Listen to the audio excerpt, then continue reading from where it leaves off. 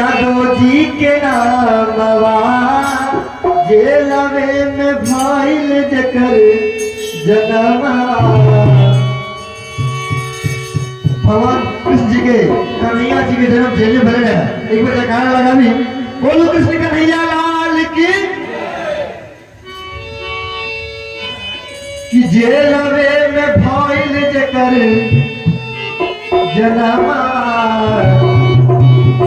सुन ले हो खबर यादव जी के नामवा जेलवे में भाईल जकर जनवा।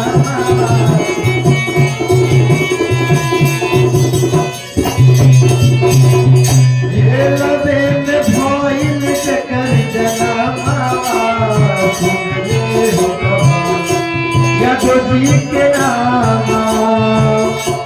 यादव जी के नामवा सुन ले यादव जी के नामवा।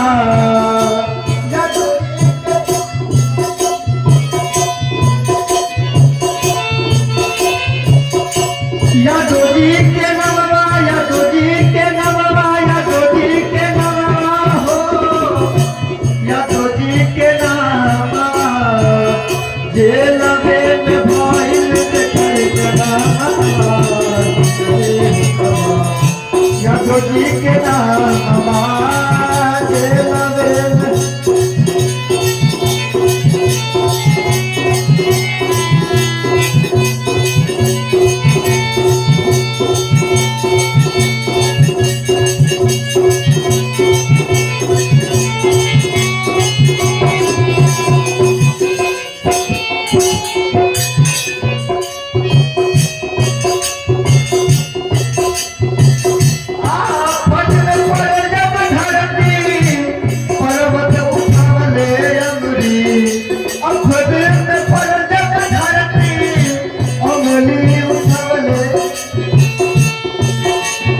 जब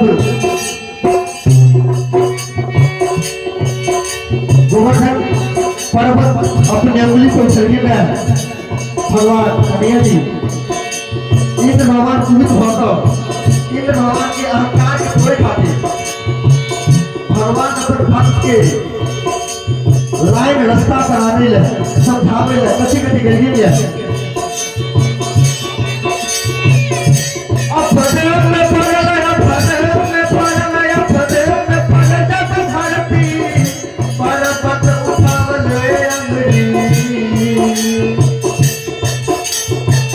राक्षसन के कैले काम तमाम यादव जी के नामवा। राक्षसन के कैले काम तमाम यादव जी के नामवा। यादव जी के नामवा हो यादव जी के नामवा। यादव जी के नामवा यादव जी के नामवा यादव जी के नामवा यादव जी के नामवा। पापी कंस कैले करवाना सुन ले हो खबर यादव जी के नामवा। पापी कंस कैले बाधावा सुन ले हो खबर